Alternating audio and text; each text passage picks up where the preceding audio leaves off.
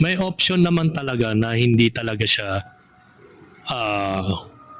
pilitin sa kahit anong paraan na makilala ang taong yun sa likod na yun. Kasi nga may Data Privacy Act.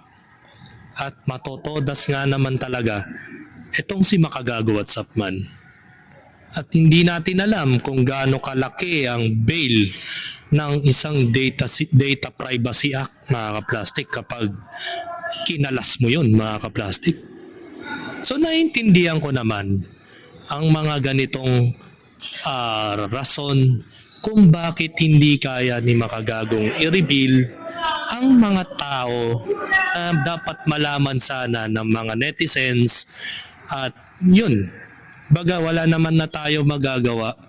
Baga hindi natin layunin na sirain tong si Makagago, mga kaplastik. At hindi natin layunin na i-deflect ang topic para mawala sa frame ito si Norman Gusgusin. Ang ating pinopoint of view nung unang content, which is yung malaman lang man lang kahit kaunting impormasyon lang.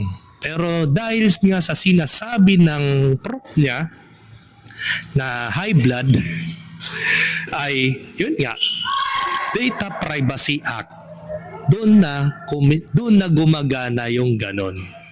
Kaya may rights naman talaga yung tao inaakusa di umano na mga netizens at ibang mga vlogger na curious sa mga identity ng mga taong ito.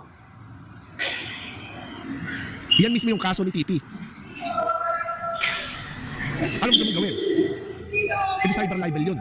Ang tatanga nyo naman. Okay. Bakit, Norman Gusgusin? Ito kasi ang gusto ko nangyari. Maghanap na naman ako ng ibang kalaban. Di ba? Kasi sanay na sanay ka sa ganyan. Naalala nyo, mga kahombre ko, before, kung sino-sinong pangalan, no?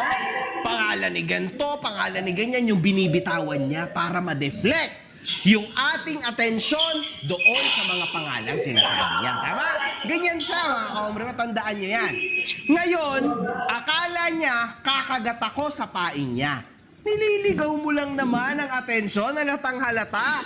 Ngayon, mga kahombre ko, sa ating lahat, sino ba nagsabi na ang identity nung Susan at nung abogado ko no na sinasabi nyo, eh isa lang? Hindi ba ikaw yon? Eh di ikaw ang nalagay sa Privacy Act. Di ba? Ayun ang sinasabi ko.